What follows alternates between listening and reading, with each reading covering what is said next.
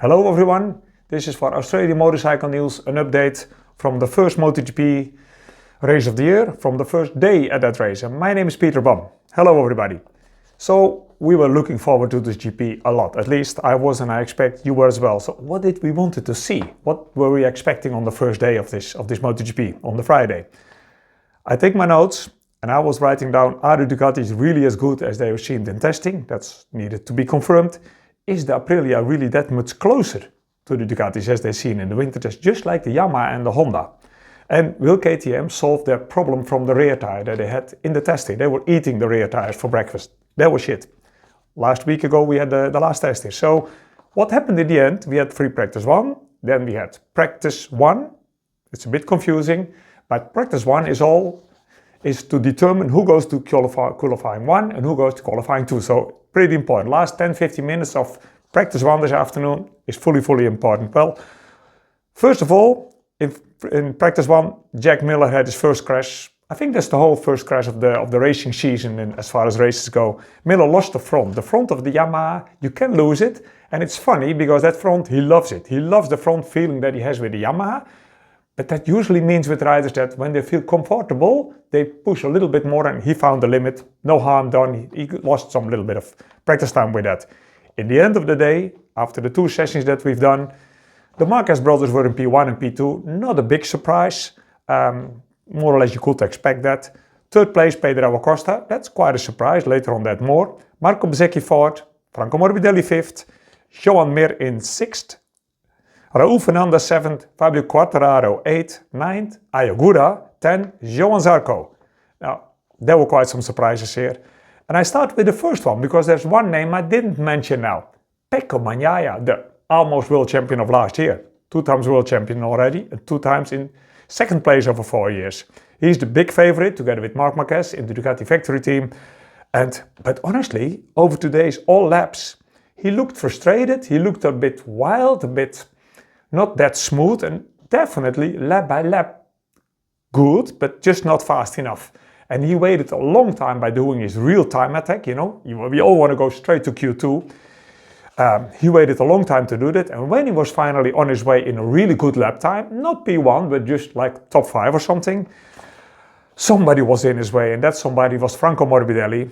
Is more or less his best friend, was on the racing line. So Franco will get a penalty for that, no doubt about it. But Pecco is not in Q1. He has to go to Q2 tomorrow, try to make it in Q1. He will probably make it, but this is a difficult and unexpected weekend how it starts for Pecco Bagnaia. The other thing that is a bit special is only 3 Ducatis in the top 10.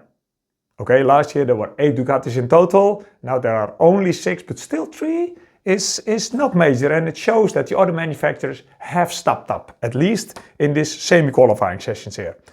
For example, 2 Hondas in the top 10, who would have thought? Really good. 3 Aprilias from all 4 Aprilias in the top 10.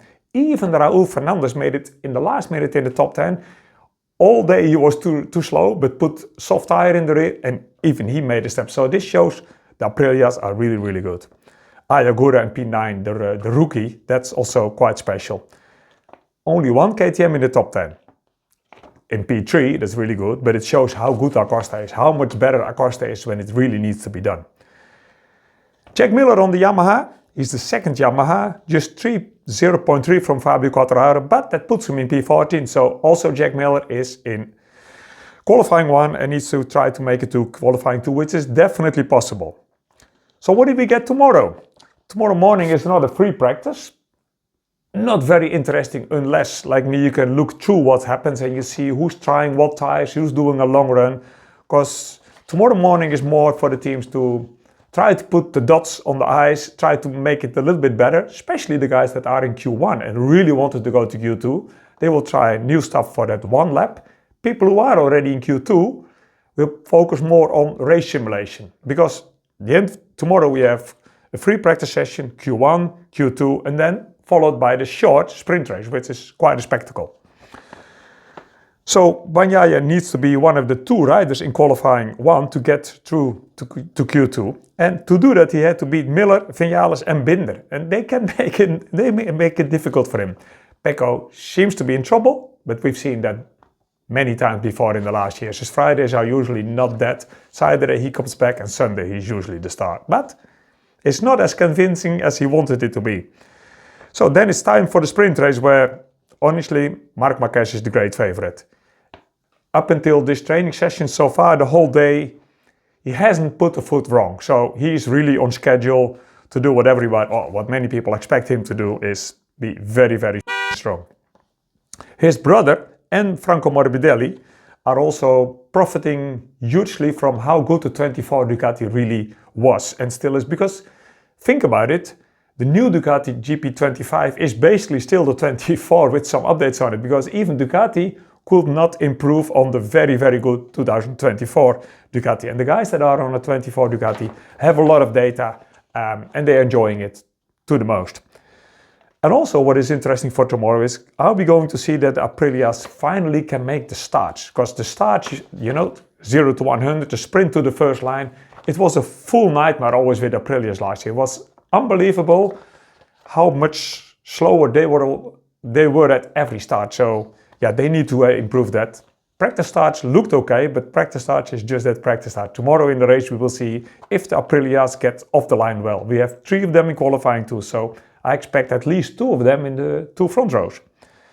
And I'm also interested to see if Fabio Quartararo and Jack Miller can find this little bit extra step, because the thing with the Yamaha is it needs to qualify on the first 2 rows at least, because with the Yamaha, because of the inline 4 engine and so on, it's not easy, but it's possible to do a really good lap time, but you can't overtake. So you have to start the race in the front and then all your options are still open. If you are on a Yamaha and you start from the row 4 or 5, it's going to be very, very difficult. And that's it for today. That's what happened the first day.